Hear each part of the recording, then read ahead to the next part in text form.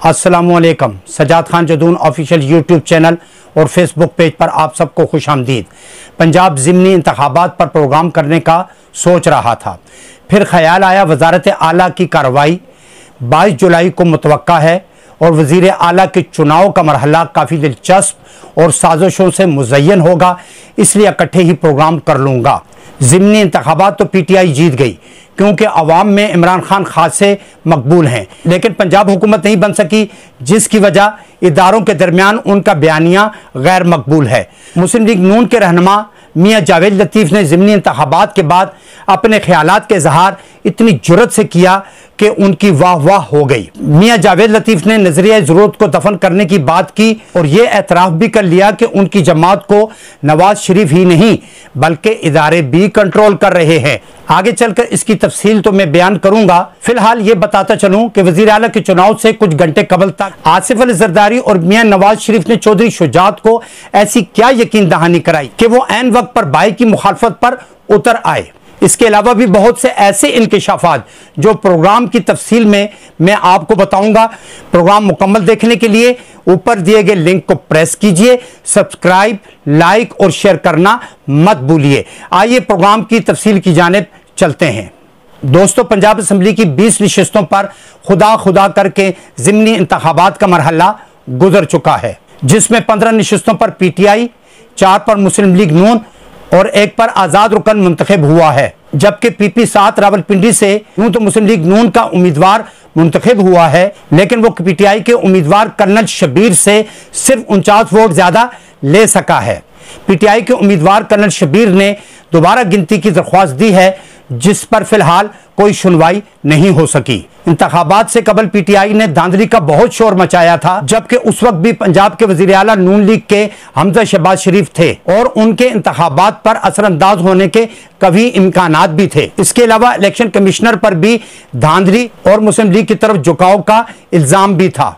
इमरान खान ने एक इंतखाबी जलसे में यहां तक कह दिया था कि अगर इलेक्शन कमिश्नर, वज़ीर आला और तमाम की तमाम कुव्वतें हत्ता के न्यूट्रल्स भी मिल जाएं तो ये इंतखाबात नहीं जीत सकते, इंतखाबात हम ही जीतेंगे। और हुआ भी कुछ ऐसा ही, क्योंकि PTI के चेयरमैन इमरान खान का बयानिया अवाम में खासा मकबूल था और अवाम ने सिर्फ उन्हीं को वोट दिए। और बेताशा वीडियोज और दीगर मवाद सोशल मीडिया पर मौजूद है, जिसमें पुलिस, इलेक्शन कमीशन और दीगर अमले का मुस्लिम लीग नून को सपोर्ट करने का मवाद मौजूद है। बड़े बड़े मीडिया हाउसेस, एंकर पर्सन और तज्जिया निगारों के तमाम तज्जिए गलत साबित हुए, जिनका कहना यह था कि मुस्लिम लीग नून 15 से 17 सीटें आसानी से हासिल कर लेगी, जबकि इसका उलट हुआ।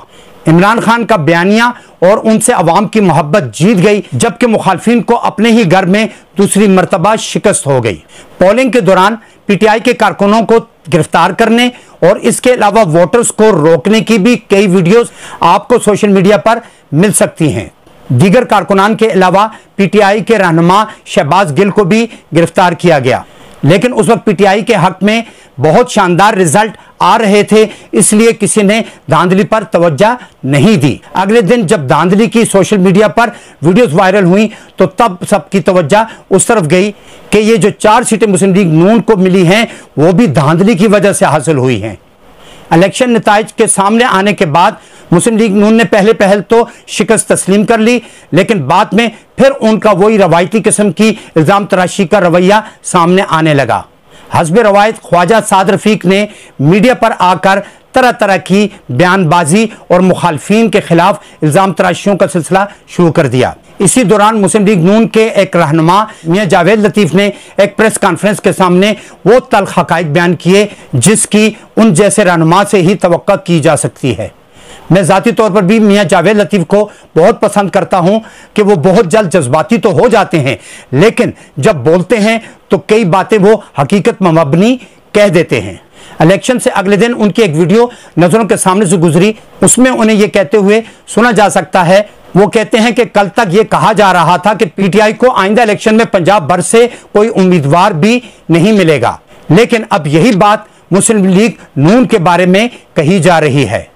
वो अपने रहनुमाओं से ये शिकायत करते नजर आते हैं कि हमारी हुकूमत ने अवाम के दुखों का 3 माह में क्या मदावा किया है।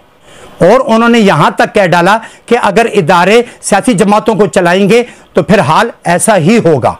अब नजरिया ज़रूरत को दफन कर देना चाहिए और आवाम ने इलेक्शन के दौरान जो कुछ किया है जिंदा कौमें ऐसा ही करती हैं। मियां जावेद लतीफ से आपका सियासी इख्तलाफ जितना भी हो, लेकिन उन्होंने चंद जुमलों के अंदर वो हकीकत बयान कर दी है जिसकी जुर्रत बड़े बड़े रहनुमा भी नहीं कर सकते। जावेद लतीफ ने यूं तो बहुत सी बातें की हैं, लेकिन उनमें से मैं दो का जिक्र जरा तफसील से करना चाहूंगा। उनका यह कहना कि जब इदारों के लोग सियासी जमातों को चलाएंगे तो अवामी रद्द-ए-अमल यही आएगा। यह कहकर उन्होंने यह तस्लीम कर लिया है कि इमरान खान के खिलाफ अदम एतमाद की तहरीक बज़ाहिर उनकी जमात और उनके इत्तेहादियों ने पेश की थी, लेकिन उसके पीछे कुछ इदारों का हाथ था। जैसा कि एक नामवर सहाफ़ी चौधरी जावेद से इमरान खान ने एक इंटरव्यू के दरमियान यह कहा था कि जब MQM और उनके अपने कुछ मुनहरिफ अरकान ने उनसे कहा कि आप चाहते हैं कि हम आपका साथ दें और आपके साथ दोबारा आ जाएं, तो आप हमें टेलीफोन करवा दीजिए, क्योंकि हम मजबूर हैं, जब तक हमें इदारे नहीं कहेंगे तो हम वापस नहीं आ सकते और ना आपको वोट दे सकते हैं। अब मियां जावेद के सच बोलने से तमाम हकीकत वाज़ेह हो चुकी है कि इस वक्त हुकूमत में बैठी हुई तमाम सियासी जमातों को उनके सरबराह नहीं बल्कि कुछ मखसूस इदारे कंट्रोल कर रहे हैं। एक दूसरी बात जो मियां जावेद लतीफ ने कही उससे मुझे खासा मुतासिर किया। उन्होंने कहा कि अब नजरिया ज़रूरत को दफन हो जाना चाहिए। इससे भी इस बात की तरफ इशारा होता है कि मुस्लिम लीग नून, पाकिस्तान पीपल्स पार्टी, जमीयत उलमा इस्लाम, ANP, MQM और दीगर सियासी जमातों ने अवामी मुफाद में नहीं बल्कि अपने मुकदमात ख़त्म करने, नैब में तरमीम करने और ज़ाती अना की तस्कीन के लिए इमरान हुकूमत के खिलाफ ये साजिश की थी और इसके लिए वो जो भी हरबा इस्तेमाल कर सकते थे उस हद तक वो गए। मरियम सफदर, बिलावल भुट्टो समेत कई अहम रहनुमा इमरान खान को सिलेक्टेड कहा करते थे। आज उन्होंने अपने अल्फाज, अपने रवैयों और अपनी हरकतों से यह साबित कर दिया है कि वो खुद भी सिलेक्टेड हैं। दोस्तों, अब मैं आता हूं अपने एक अहम टॉपिक वजारत आला के चुनाव की तरफ। बहुत से हल्के ये बखूबी जानते थे और मैंने भी अपने पिछले प्रोग्राम में इस बात की तरफ इशारा किया था कि आवाम बेशक इमरान खान से मोहब्बत करते हैं और वोट भी उन्हीं को देंगे, लेकिन कुछ अनदेखी कुव्वतें ऐसी भी हैं जो आइंदा इंतखाबात में PTI का रास्ता रोकेंगी और हुकूमत साजी चाहे सूबों में हो चाहे वफाक में हो, PTI के लिए तरह तरह की मुश्किलात खड़ी की जाएंगी। पंजाब के ज़िमनी इंतखाबात को ही देख लें कि आवाम ने अपनी मोहब्बत का इजहार करते हुए वोट इमरान खान के कैंडिडेट्स को दिए, लेकिन पंजाब असम्बली में अक्सरियत होने के बावजूद वो हुकूमत साजी में नाकाम रहे। PTI ने काफ लीग या परवेज इलाही से जो कमिटमेंट की थी उससे वो 1 इंच भी पीछे नहीं हटे, बल्कि पूरे के पूरे उनके 176 वोट परवेज इलाही को पड़े, लेकिन उनके साथ अपने ही घर से उनके बड़े भाई ने बेवफाई कर डाली। आसिफ जरदारी ने जब चंद दिन पहले चौधरी शुजात से मुलाकात की थी और उन्हें इस बात पर रजामंद करने की कोशिश की कि वो काफ लीग के वोट का इस्तेमाल हमजा शहबाज के लिए इस्तेमाल करें, और चौधरी शुजात ने उस मौका पर सख्त अल्फाज में ये बात कह डाली थी कि अवाम ने जिसको अक्सरियत दी है हुकूमत करना भी उसी का काम है। मैं इस सिलसिले में आपकी कोई मदद नहीं कर सकता, लेकिन आसिफ जरदारी ने हार नहीं मानी। वो दूसरी मरतबा चौधरी शुजात के घर गए और काफी देर तक उनके साथ बैठे रहे और उन्हें मनाने की कोशिश की। उस वक्त चौधरी शुजात ने आसिफ जरदारी के सामने चंद शराइत रखी और उनसे राजदारी का भी वादा लिया। जब आसिफ जरदारी वापस जा रहे थे तो सब ने देखा कि वो विक्ट्री का निशान बनाते हुए खुश और खुर्रम वापस जा रहे थे। आसिफ जरदारी ने वापस जाकर मियां नवाज शरीफ से टेलीफोन पर राब्ता कायम किया और उनके सामने न सिर्फ शराइत रखी बल्कि उन पर जोर भी दिया कि वो इन शराइत को तस्लीम कर लें।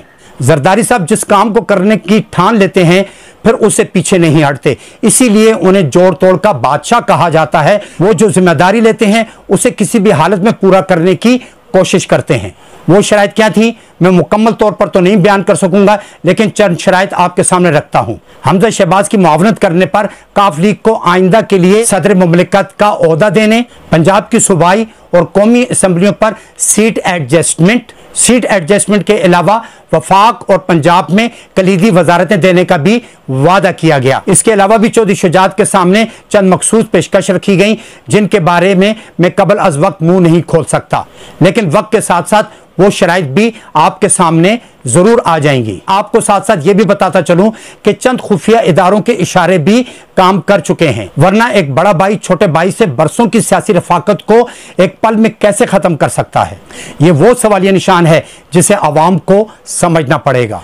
दोस्तों, बहरहाल सियासत सियासत है, यहाँ पे जाती मफादात को कौमी मफादात, इखलाकी मफादात पर तरजीह दी जाती है। आपने साबिक वज़ीर आज़म इमरान खान के खिलाफ तहरीक अदम एतमाद से लेकर आज तक बहुत सी मुनाफिकतें, सियासी चालबाजियां और धोखादही और झूठ को देख लिया है और पहचान भी लिया है। ऐसा नहीं कि ऐसी सियासी चालें अब चली जा रही हैं, ऐसा क़याम पाकिस्तान के वक्त से हो रहा है, लेकिन अब जदीद टेक्नोलॉजी ने ये सब भांडे आपके सामने फोड़ दिए हैं। सब कुछ देखिए, सुनिए और मुकम्मल फैसला कीजिए कि हमने अपने मुल्क को बचाना है या इन सियासी हवारियों के हक में या खिलाफ जिंदाबाद मुर्दाबाद के नारे लगाने हैं। अगले प्रोग्राम तक के लिए मुझे इजाज़त दीजिए। अल्लाह हाफिज़।